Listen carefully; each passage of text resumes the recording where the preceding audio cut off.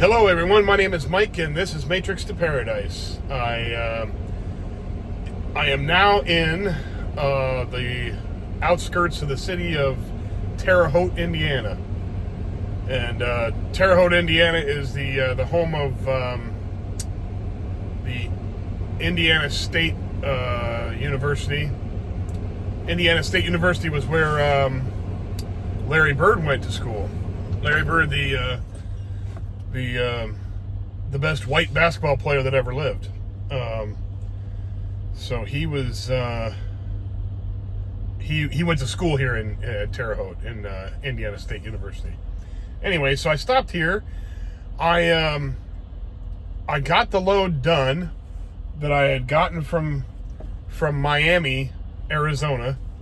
Drove all the way out to a place called DuQuoin, Illinois, and dropped that load off. That was a 1,500, well, almost over 1,500, 1,600 miles after the empty miles and the loaded miles. It was over 1,600 miles.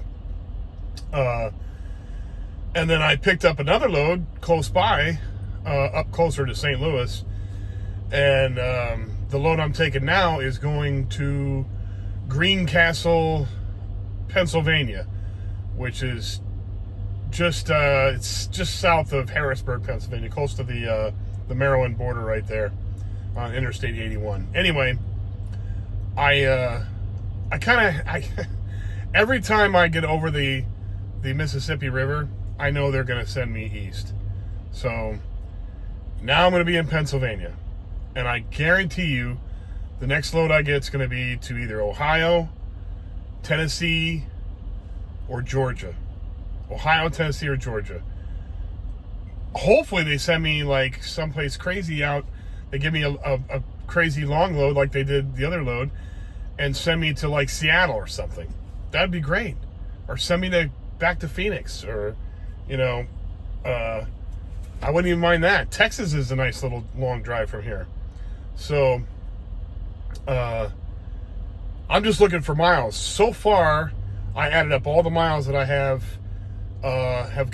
gotten this week so far, and the end of the week is midnight on Friday, and right now it's Monday. So I'll be delivering this Wednesday morning, and I'll still have 2 more days to go. So theoretically I should be able to get another 1,000 miles in those 2 days, but I don't believe they're going to give me. They'll probably give me a 500-mile load. Hopefully, they give me a 500-mile load. If they give me anything under 500 miles, I'm going to be really annoyed, because right now I've got 2,400 miles. If I could add another 1,000 on that, that'd make an outstanding paycheck. So, and they were talking. Hey, when I went into to talk to the people at the terminal that I'm at in Phoenix. There's a bunch of girls that work in there. Well, anyway, whatever terminal you're based out of for this company, whatever terminal you're kind of based out of, they handle a lot of like your personal business, and they're kind of like your, I don't know what the heck you'd call it. I know they've got different jobs that they do there that like, because the old company I used to work for, Werner, everything was done through the person you talked to on the phone and who sent you your loads on the tablet and all that. That was the person that kind of handled your whole situation. So if you had a problem, you called them up and they would patch you through to whoever you needed to talk to. That's not the case with this company, which there's good parts about it and there's bad parts about it, but I think there's more good about it, that being able to talk to somebody in person at the terminal, rather than just calling somebody that's busy as hell on the phone. So I went in there and talked to them about a situation where I had recruited somebody to come work for Crete, and he's working for 5 cents less per mile, okay, because he wanted only the western region. So he doesn't even go across the Mississippi River. The only reason that I'm on this thing, the over the road assignment is because I'm getting paid 60 cents per mile, and I can go to all 48, but I don't really like spending any time in the east. But I'm doing it because it's more, I get paid more. However, if I don't get the miles, if he gets 2,500 or 2,800 or 3,000 miles a week, and I get 15, he's making more money in his paycheck than I am, even though he's making 5 cents less per mile. So I was talking to them about that. I said, hey, maybe I should move to the Western Regional, assignment, and because they're getting more miles. Everybody I talk to that works on the Western Regional is getting tons of miles, and I'm like getting shafted out of miles. Like 4 out of my last 5 paychecks have been like really low, and they're like, I don't think that's a good idea. You don't want to. You want to limit the area that you're covering. That's not going to help you, blah, blah, blah. I said, well, something's got to break here, because I can't keep going, making less, than I need to make. I'm trying to save here, and I can't have that. But anyway, so I chatted with them, and I'm praying, I'm going to start giving them a hard time, because they're always saying, hey, get your bonus in, because you get a bonus if you do 10,000 for the quarter, if you do 30,000 miles in the quarter. Right? I said, I'll do 30,000 miles in the quarter if you give me the loads to do it, So I'm gonna hold them to that. I'm gonna start giving them a hard time. I said, hey, you want me to get bonus? You've got to start giving me some miles here. So and I think part of that is there's some specifics about certain loads that they really want. They don't want you to be lackadaisical about it. So and I haven't been really, but yesterday I noticed there was a little note on that they put in the description of the load. They said, this company likes to receive it, likes to unload, because it was a live unload. They're gonna pull it out of the back of my trailer, and they like to do it early. Get there as early as you can. Get there at 7:00. So I'm like, okay, I'll be there at 7. And I was there at 7 this morning.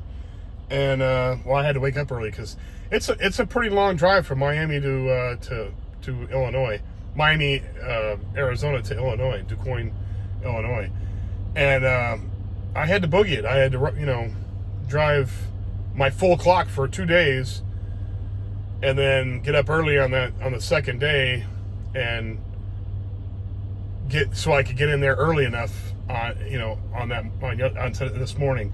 Get in there early enough at 7:00 so I could satisfy that. Now I had from 7 to noon, but since they put a note in there that they really like it if you get there early, I'm gonna make them happy and get there early. Just give me the damn loads. So if they give me crap, I'm gonna go drop this load off. This is about 800 miles. This isn't bad. But if they give me a 250 mile load after this, I'm gonna reject it and call them and say this is not helping me make my bonus. So, that's what I'm going to use. I'm going to use that line. This is not helping me make bonus. This is unproductive. So anyway, you try and be as diplomatic as possible. The one good thing is, like I said before, I don't have to deal with that old manager I was dealing with before, that woman that was just very rude on the phone. I don't have to deal with her anymore. Thank God. Thank the Lord. Now I'm dealing with a dude, and he's twice as friendly. Very nice guy. Just a good guy. Doesn't give me any problems at all. He's cool with everything. Doesn't have an attitude on the phone. Doesn't act like, he's been stressed out by 20 kids at home, like this woman. So everything's good. But what else? What else is the guy going to say? So anyway, yeah. So I'm here in Terre Haute. I'm driving to Greencastle, Pennsylvania. So I'm going to drop this load off in Greencastle, Pennsylvania. And what it is, the load that I have here is Dr. Pepper formula. So I said, when I looked at the bills, when I got the bill of lading, I said, when I got the load on the tablet, I looked at it and it said Dr. Pepper. I'm like, huh, I'm going to be getting a load of Dr. Pepper to take somewhere, maybe a distributor or something.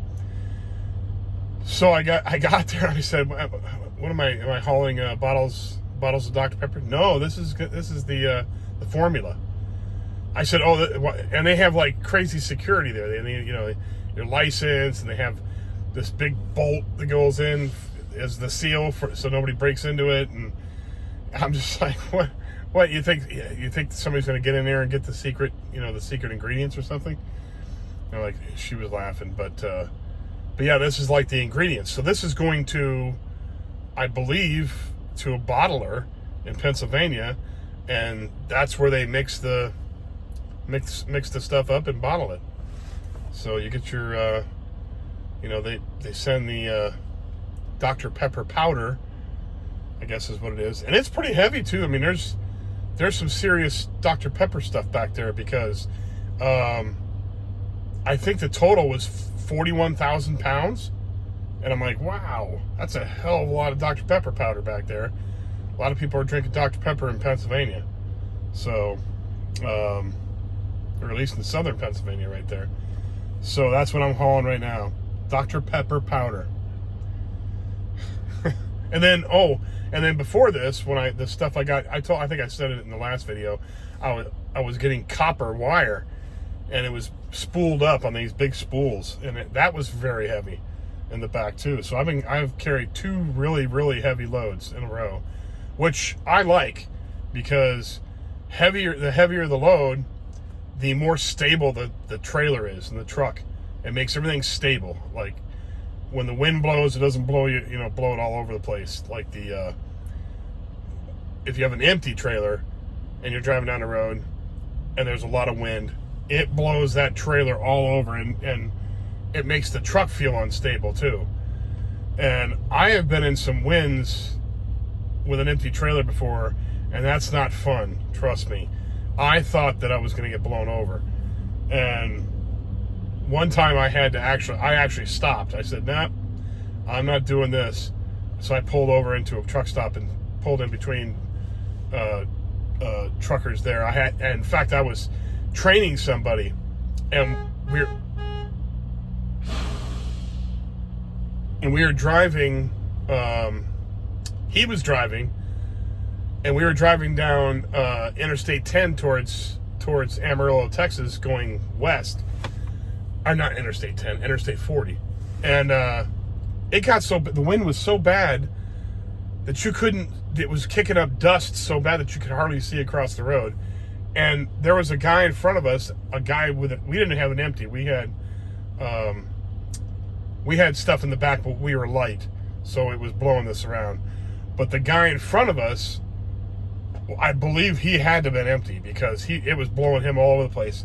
And in fact, it blew him so hard that I saw the tires come up off the back wheels on the trailer. I saw the tires lift up on the driver's side because the wind was blowing across the driver's side.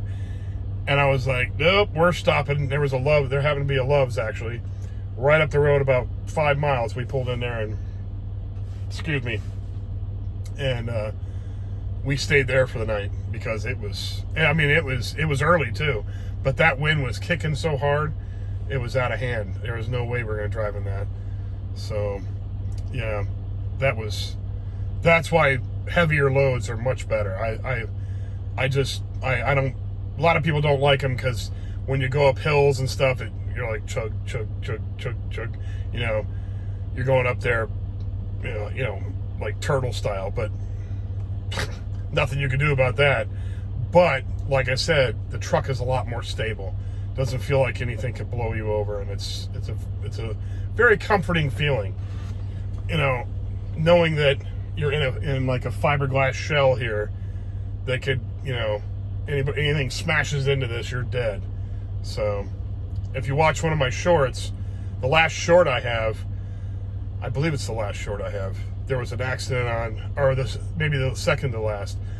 There was an accident on Interstate 10 south of Tucson, and whatever he hit, it took the cab off the truck. You could see the engine, and then it goes all the way back to the fifth wheel in the back of the frame.